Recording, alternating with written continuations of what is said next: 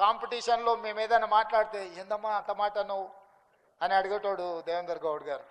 అంటే అన్న మీరంతా వన్డే మ్యాచ్లు ఆడారు, మేము 20-20 ఆడుతున్నాము, ఇప్పుడున్న దాంట్లో hit out or get out తప్ప ఇవన్నీ లెక్కలు వేసేటట్టు ఏడుంది దేవేందర్ అన్న.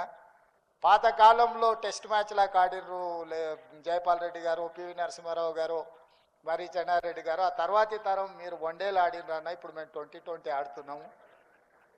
కాబట్టి ఈ విషయాలు ఇప్పుడు ఇంకా అంటే అంతేనా అమ్మ, ఇట్లయితే ఎట్లమ్మా మీరందరూ ఆ చట్టసభలు అంటే ఎవరైనా అబద్ధం చెప్తే కూడా ఆయనకు ఆశ్చర్యం. చట్టసభలలో అరే అమ్మ హౌస్లోకి ఇంత అబద్ధం మాట్లాడతాడు ఏందే, బయట ఏమైనా మాట్లాడిండంటే అర్థం ఉంది కాదని. అంటే ఆ సభకు అంతా గౌరవించేవాళ్ళు.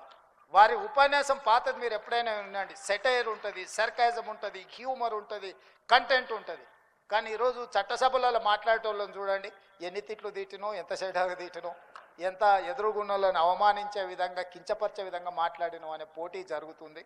ఇది తెలంగాణ సమాజానికి మంచిది కాదు. మీరు అనుకోవచ్చు అన్న బాగానే చెప్తున్నాను కానీ మరి నీ సంగతి ఏందని.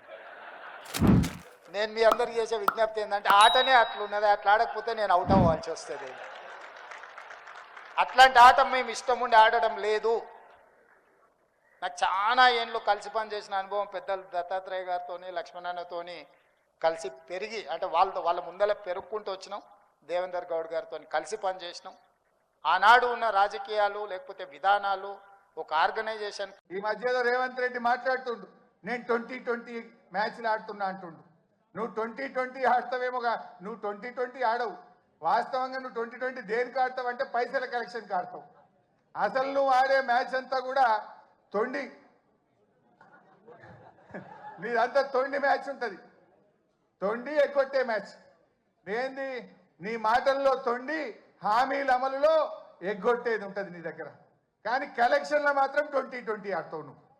ఎందుకంటే నువ్వు ఎన్ని రోజులు ఉంటావో నీకే తెలియదు. ఆగమాగం ఉండవు నువ్వు. దీపం ఉండగానే ఇల్లు చక్క పెట్టుకోవాలని 20-20 కలెక్షన్ స్టార్ట్ చేసినావు.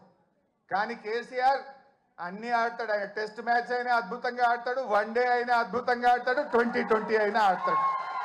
ఎప్పుడు ఏదాడలో గదా ఆడతాడు కేసీఆర్. ఎప్పుడు ఏదాడాలో ఆడతాడు. అవసరమైతే డిఫెన్స్ కొడతాడు, అవసరమైతే 6 కొడతాడు. కానీ ఇవాళ తెలంగాణ ప్రజలు ఏ పల్లెల్లో పోయినా ఎక్కడ పోయినా ఏమంటున్నారు, మళ్ళీ కేసీఆరే రావాలి, మా కేసీఆర్ మాకు కావాలి అని ప్రతి నోట. ఇది నేనేదో ఉపన్యాసం కోసం చెప్తలేను. కారులో పోతా ఉంటే సిగ్నల్ పడితే పాపం ఉన్నది, ఇట్లా తలుపు కొట్టి అద్దం దించి సార్ కేసీఆర్ కావాలి, మళ్ళా మనమే రావాలి, వీడు బాగలేడని. అది ట్యాక్సీ డ్రైవర్ కావచ్చు, ఆటో డ్రైవర్ కావచ్చు, అది ఎవరన్నా కానీ, ఆ రోడ్డు మీద పోయే పిల్లలు కావచ్చు, మళ్ళీ కేసీఆర్ కావాలని మాట్లాడుతున్నారు. ఇది ఈరోజు తెలంగాణ సమాజం కోరుకుంటుంది. ప్రజలకు అర్థమైంది. ఎప్పుడన్నా ఎవరికైనా పిల్లలకు తల్లిదండ్రుల మీద కోపం రావచ్చు, కానీ ఆ ప్రేమ మాత్రం ఎప్పటికీ పోదు. కేసీఆర్ది తెలంగాణ ప్రజల మధ్య ఉన్నది తల్లి పిల్లల బంధం, పేగు బంధం. ఇవాళ అందరు కూడా కేసీఆర్ని కోరుకుంటున్నారు. జనరల్గా ఏమంటారు, ఓటమి విజయానికి నాంది అంటారు. మనం మొన్న ఓడితే ఓడొచ్చు, కానీ రేపు భవిష్యత్తులో మరో 3 టర్ములు బీఆర్ఎస్ పార్టీ గెలవడానికి ఇది నాంది కాబోతా ఉంది.